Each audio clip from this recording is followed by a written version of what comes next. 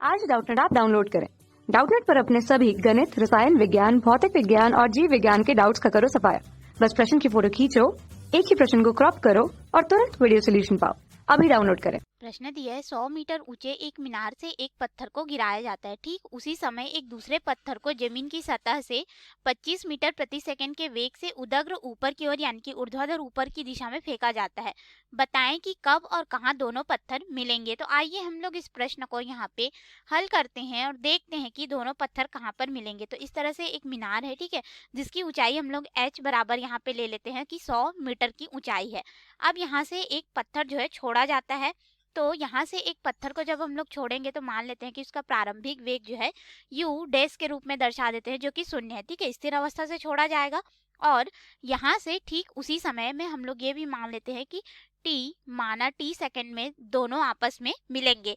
तो उस समय पे क्या होगा कि यहाँ से एक पत्थर जो है ऊपर की तरफ जो है फेंका जाएगा। ठीक है, इस तरह से u वेग से, जिसका मान हम लोग को यहाँ पे दिया गया है 25 मीटर प्रति सेकंड से नीचे से ऊपर की ओर फेंका जाता है ऊर्ध्वाधर। ठीक है, अब यहाँ पे हम लोग देखते हैं कि ये लोग यहाँ कहीं पे मिलते हैं, जो कि दूरी हो जाएगा। यहाँ से अगर हम लोग मीनार की ऊपर की ऊंचाई से ये दूरी को देखें तो इसे हम लोग मान लेते हैं कि x दूरी है। ठीक है, और फिर यहाँ से नीचे से धरातल से ये दूरी को देखेंगे तो पूरा ये कितना है, 100 है, यानी कि 100 ऋण x मीटर की दूरी पर मिलते हैं। इसे बिंदु P के रूप में दर्शा देते हैं। बिंदु P पर ये लोग t सेकंड में मिलते हैं। तब हमारे पास यहाँ पे जो ऊपर जा रहा है स्टोन, यानी कि जो ऊपर से नीचे आ रहे हैं, यानी कि ऊपर से जिसको हमने छोड़ा है, उसके लिए अगर हम लोग यहाँ पे समीकरण देखें, क्योंकि इसका प्रारंभिक वेग तो 0 है, तो हमारे पास यहाँ पे हो जाएगा यह x मीटर की ऊंचाई को चलेगा गति के द्वितीय समीकरण से, और यहाँ पे u डैश होगा तो u डैश गुणित t होगा, तो जो कि u का मान 0 है तो ये भी 0 हो जाएगा। फिर धन 1/2 नीचे की ओर आ रहा है, अर्थात त्वरण की जगह गुरुत्वीय त्वरण g का मान लेंगे और समय हो जाएगा t का वर्ग। अब हम लोग इसको आगे हल करेंगे तो हमारे पास यहाँ पे x बराबर हो जाएगा g/2 t का वर्ग। इस तरह से हमें समीकरण जो है प्राप्त होगा।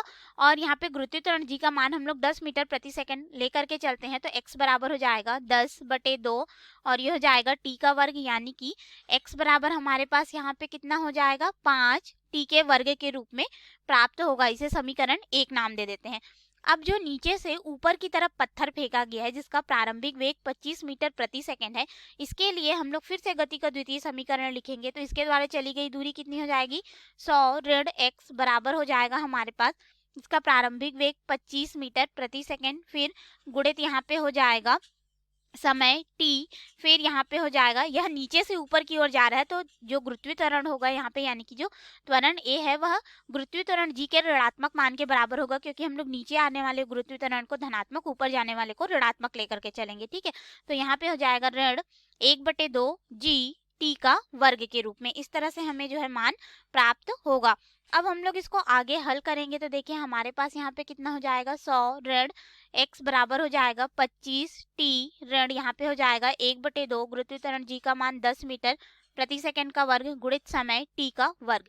अब इसको आगे हल करेंगे 2 से 1 बार में और फिर ये 2 से 5 बार में, अर्थात हमारे पास ये हो जाएगा 25 t ऋण 5 t का वर्ग और यहाँ पे हमें मिलेगा 100 ऋण x के रूप में।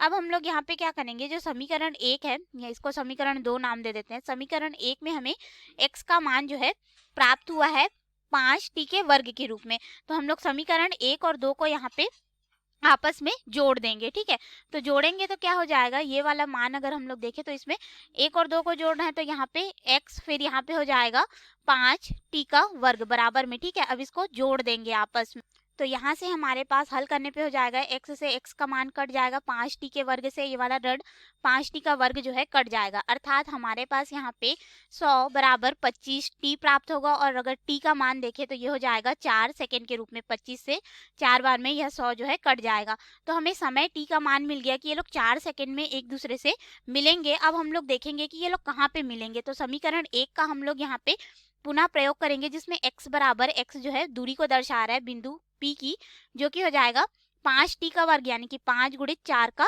वर्ग। इस तरह से हमें जो है मान प्राप्त होगा। अब देखिए यहाँ पे हम लोग 4 का वर्ग करेंगे तो 16, 16 का गुणा 5 से करेंगे तो ये हो जाएगा 80 मीटर, यानी कि ऊपर से अगर हम लोग देखेंगे टावर की हाइट से तो ये लोग 80 मीटर की ऊंचाई पर मिलेंगे, और अगर हम लोग यहाँ पे देखेंगे और ये कहाँ पे मिलेंगे, 4 सेकंड के समय पर मिलेंगे, ठीक है। लेकिन अगर हम लोग धरातल से देखेंगे, पृथ्वी की सतह से अगर देखेंगे तो यह कितना, तो हो जाएगा हमारे पास 180, यानी कि हमें यहाँ पे प्राप्त होगा 20 मीटर की ऊंचाई पर। तो ये रहा हमारे प्रश्न का उत्तर। t बराबर 4 सेकंड पर जो हमारे पास मीनार है उसकी शिखर चोटी से अगर देखेंगे तो 80 मीटर की दूरी पर मिलेंगे और पृथ्वी की सतह से 20 मीटर की दूरी पर। धन्यवाद। कक्षा 6 से 12वीं से लेकर नीट, IIT, JEE वो एडवांस के लेवल तक 1 करोड़ से ज्यादा छात्रों का भरोसा। आज ही डाउनलोड करें डाउटनेट ऐप या व्हाट्सएप करें अपने सारे डाउट्स 8400 400 400 पर।